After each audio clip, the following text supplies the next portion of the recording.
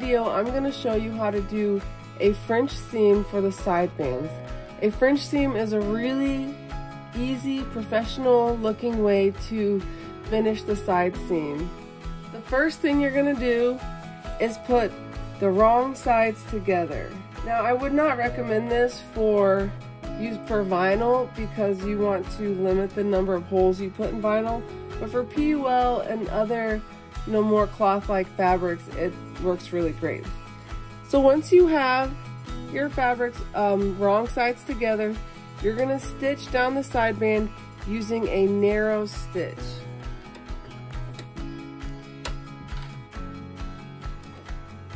And if you're more of a beginner sewer, you want to hold down your strings and put the needle down before you start sewing, and this will prevent your threads from flying all over the place. And it's important to always back stitch first. All right, so now I'm gonna sew.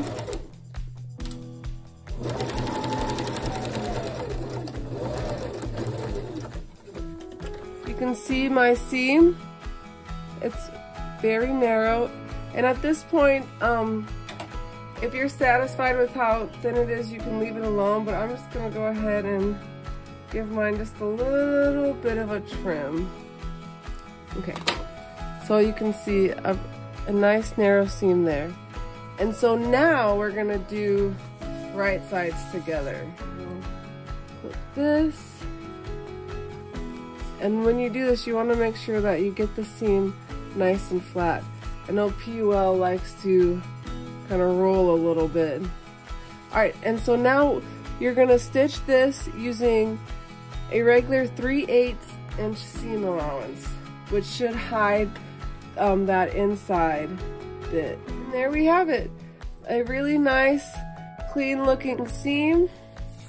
As you can see on the inside, you don't see anything. And this works particularly well if you were using fold over elastic, because that's not gonna add extra bulk.